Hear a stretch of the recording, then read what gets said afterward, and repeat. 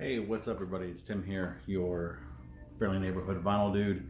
So, I need to get this in because I swear there is like a 1600 contest going on, but I'd be kind of an asshole if I didn't enter this one. And this is for Brad, my buddy over at H2Vinyl.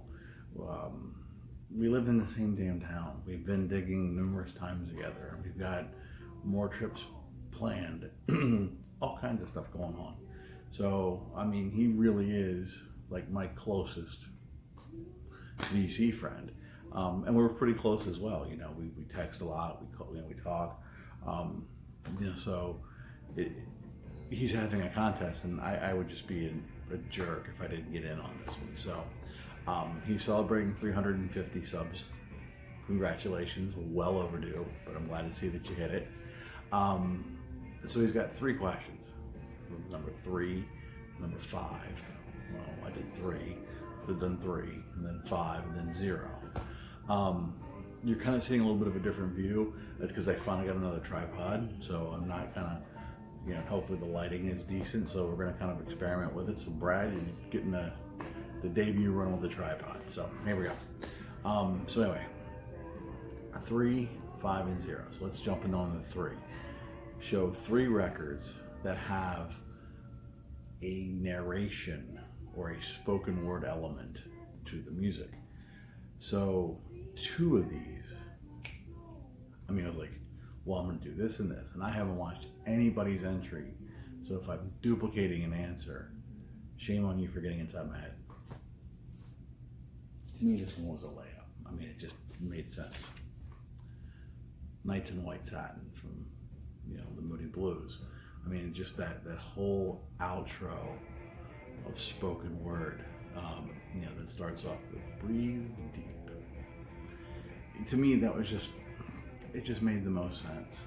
I love Moody Blues. It's one of the few things I got from my dad. I probably wouldn't say that I like him more than him, but it's like I said, it's just one of the couple things I got from my dad. We even disagree on which Beatles better. But anyway, that's another story. But yeah, as soon as you said narration and music, boom, this one came right to me. The second one, and I'm going to kind of relocate where I have these sitting so I can grab them easier. I'm still getting used to everything. I need a little table. I actually have one. How about that? So the second one that came to me, like just like that, Paradise by the Dashboard Light. I mean, it's a classic.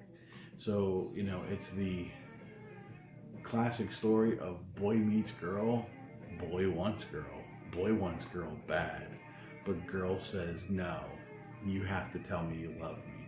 And in the middle of all this, there is a wonderful play-by-play call of the action, so to speak, done by Phil Rizzuto, the late great Phil Rizzuto.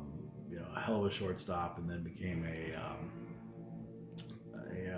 kind of a pioneer in sports broadcasting. Was really known for the catchphrase "Holy cow," which is on that. So, Paradise by the Dashboard Light, the baseball play-by-play, great piece added to the song. So then I had to think. I was like, all right, so I need a third. I need one more. And honestly, it was this morning. I had decided on, had a couple ideas and whatever. But this morning, as I'm getting ready for work, I realized, how did this not enter my brain? This is the Police debut record, Alanis Day and More, where they embraced a lot of their punk elements early on in their career and their lighter side. And if you know this album, you know what I'm talking about. If you don't know this album, they have a song on here called "Be My Girl, Sally." And it's, you know, very upbeat, very tongue-in-cheek, very, won't you be my girl, won't you be my girl, or won't you be my girl. And then halfway through, it just kind of ends abruptly or fades out on a note to this wonderfully charming poem about Sally. And Sally is the recipients, the singer's quarter or quartet, shall we say. He wants Sally to be his girl. However, Sally is a little special. Sally's inflatable. Be my girl, Sally. So that's the 3. What about the 5? Excuse me while I whip this out. So show 5 things that you never have shown, or you haven't shown in a long time. Well, I show a lot of LPs, and I show some CDs. I don't often show, and I know I have shown 7 inches or 45s or whatever you wish, but I don't show them all the time. And wouldn't say I got a massive collection, maybe 300-400. Got probably about more of that up north, which I swear this year is the year that stuff's getting down to me. But it's the DJ in me that loves them. They were great. They were produced well. They were just perfect for playing out. And they really are a rabbit hole. Once you jump down, it's like you are just so screwed. So I grabbed a few. Some of these were already in my collection. I just bought a collection that I'm going through. A fair amount of it I think I'm just going to give away. Some of it I'm keeping. I got to clean it up. But I thought it'd be fun to kind of show some 7 inches or 45, whatever you prefer, to kind of kick it off. Now I think, like I said, I didn't watch anybody's responses, but I think Bill might have shown a couple. So I'm sorry if I took your idea, Bill. I love you. Speaking of Bill, one of the bands that we share a common love in is Yes. And this is the 7-inch for Your Move, which is a segment of the bigger piece of Seen All Good People. And this is the more recognizable. It does contain the Seen All Good People, turn there. It has that. And on the backside is Clap. So that'd be a fun one to show. And that was actually from that big collection that I bought. It was probably the most interesting. It's not in the best of shape, but I'm happy to have it. Another one that I picked up recently that I know I haven't shown, Wilson Pickett on the Atlantic label, Mustang Sally. I mean, that's just a Stone Cold classic. Just for continuity, on the back is 3 times Loser. So glad to have that one. Love me some Wilson Pickett. I mean, how can you not? So Steve Carlson recently showed this LP. I think he did it in video form. I'm so behind on my videos, I apologize. But I know he shared it on social media.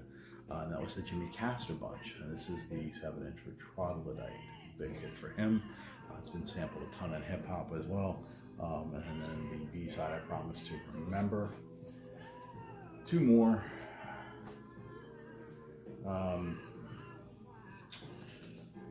Probably one of the better 7 inches that come from a movie. This is Kokomo from the Beach Boys from Cocktail. And on the flip side is Tutti Frutti. Little Richard. And then something to make all you novelty people a little jealous. This is Buckner and Garcia's Pac-Man Fever.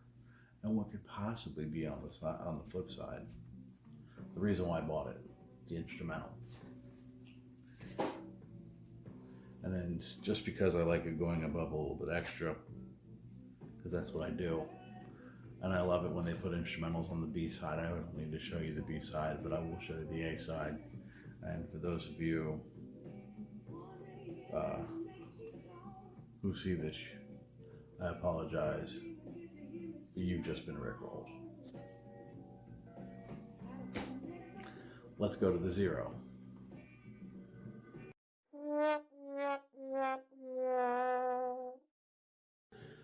So the 0. What is something you love that you don't have any of in your collection? So, everybody knows I'm a huge hip hop fan, and all different types of hip hop. Doesn't mean I'm a completist in one genre or another. I usually go for good lyrics and killer beats. Those are usually my first two things I pick up on. Tonality also as well. So, but believe it or not, I don't own Biggie Smalls, the Notorious B.I.G. in any physical form. It's all digital. I don't have any Tribe Called Quest on vinyl. I have some CD. I don't have any Stooges in physical form. Love the Stooges. Grew up listening to it, but just don't have any in any physical medium. I mean, there were so many others I could have gone with that I now have at least one of on vinyl, like Ice Cube or Iron Maiden. I each have one of those.